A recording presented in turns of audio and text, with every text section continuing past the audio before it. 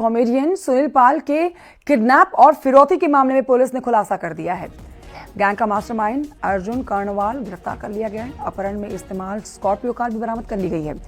Car को number plate उतारकर इस्तेमाल किया गया था। वसूली गई फिरौती से लगभग 2.25 लाख रुपए बरामद किए गए हैं। किडनैपिंग फिरौती के लिए इस्तेमाल मोबाइल फोन भी बरामद कर लिया गया है। गैंग के सरगना लवी पाल की गिरफ्तारी के लिए दबिश जारी है। सुनील समेत कई सिने एक्टर्स को किडनैपिंग और फिरौती के लिए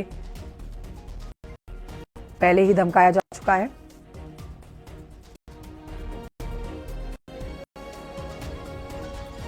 तो ये बड़ी जानकारी आपको दे रहे हैं। मेरठ से बड़ी खबर है, जहां पर कॉमेडियन सुनील पाल के किडनैपिंग और फिरौती के मामले से जुड़ा हुआ ये बड़ा अपडेट आप तक पहुंचा रहे हैं। इस बीच पुलिस ने इस मामले में बड़ा खुलासा कर डाला है और गैंग का मास्टरमाइंड अर्जुन कर्णवाल गिरफ्तार किया गया है। हमारे सहयोगी इस पर और जानकारी देंगे। फिलहाल आपको बता देते हैं कि पुलिस ने न सिर्फ मास्टरमाइंड अर्जुन कर्णवाल को गिरफ्तार किया है, बल्कि अपहरण में इस्तेमाल स्कॉर्पियो कार भी बरामद कर ली गई है। निखिल अग्रवाल और जानकारी देंगे। निखिल अग्रवाल, पुलिस ने इस गैंग के मास्टरमाइंड अर्जुन कर्णवाल को गिरफ्तार किया है। क्या इसने अपना कबूलनामा पेश कर दिया है पुलिस के सामने? पूरा घटनाक्रम बताएं। अभी तक जिस तरह से सुनील पाल का अपहरण हुआ था, उसके बाद एक खबर आई कि बिजनौर में मुश्ताक का अपहरण हुआ है। यानी सेलिब्रिटीज को बुलाया जा रहा था पश्चिम उत्तर प्रदेश में और उनके अपहरण की वारदातों को अंजाम दिया जा रहा था।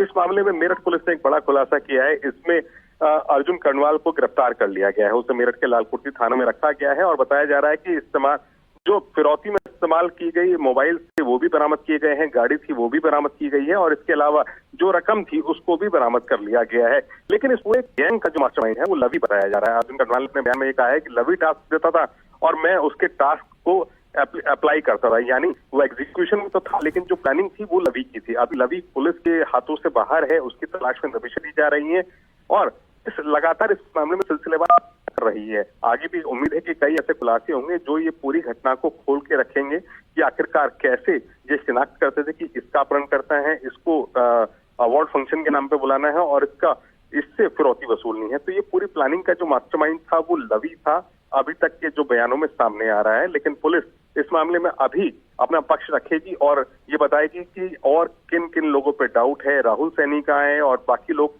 कहाँ है, उनकी तलाश में कहां दबिशें दी जा रही है। तो अभी बहुत अर्ली होगा, लेकिन एक गिरफ्तारी कर ली गई है।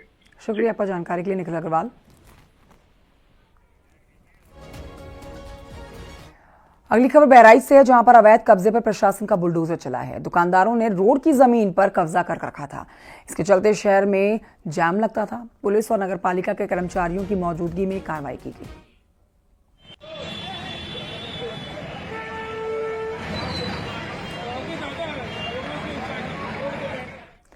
उधर हरदोई में सामूहिक विवाह कार्यक्रम के दौरान अपराधियों ने एक महिला से लूटपाट कर डाली है। बदमाश ने महिला को पहले धक्का दिया और धक्का देकर महिला के गले से सोने का हार लूट लिया, फिर वहां से फरार हो गया। महिला अपने देवर की शादी में शामिल होने आई हुई थी। जब वो खाने के स्टॉल पर गई तो खाना खाने के लिए जब उसने प्लेट उठाई, इसी बीच उस शख्स ने इस घटनाक्रम को अंजाम दिया और महिला के गले से हार छीन लिया और वहां से भाग निकला। इस समय पुलिस आरोपी की तलाश कर रही है।